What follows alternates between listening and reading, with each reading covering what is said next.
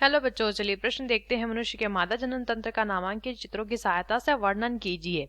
तो आइए जानते हैं हमारे प्रश्न की मुख्य अवधारणा। हमारे प्रश्न की मुख्य अवधारणा संबंधित है मादा जनन तंत्र से। मादा जनन तंत्र, मादा जनन तंत्र ये एक तंत्र या प्रणाली होती है जिसमें कि अंग, कई सारे अंग पाए जाते हैं, अलग अलग अंग।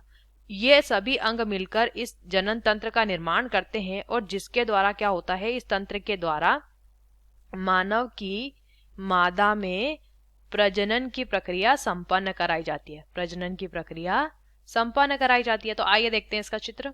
तो ये जो चित्र है, ये चित्र है मादा जनन तंत्र का। किसका चित्र है?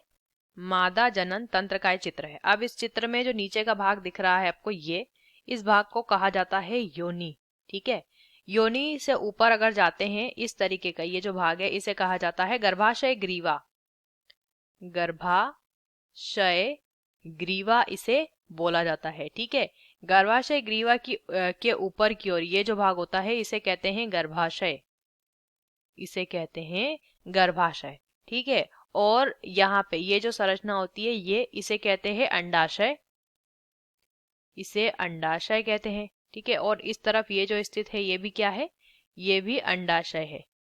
दो अंडाशय होते हैं और दोनों तरफ ये जो नलिका होती है इसे गर्भनली, इसे गर्भनली या इसी को फेलोपियन नलिका भी कहते हैं। ठीक है, या इसी को फेलोपियन नलिका, फेलोपियन ट्यूब, फेलोपियन नलिका, या इसी को क्या कहते हैं? गर्भनाल या गर्भ नली भी इसे कहा जाता है, जिसमें निषेचन की प्रक्रिया संपन्न होती है।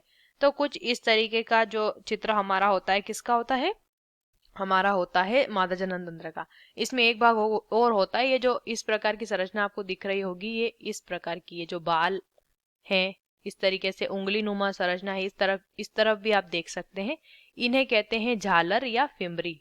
ठीक है, झालर या फिमरी भी इन्हें कहते हैं। ठीक है, ये संरचना, इसकी ये जो संरचनाएं होती है ये होती है मादा जनन तंत्र की। आशा करते हैं आपको इस प्रश्न का उत्तर समझ आया होगा। धन्यवाद।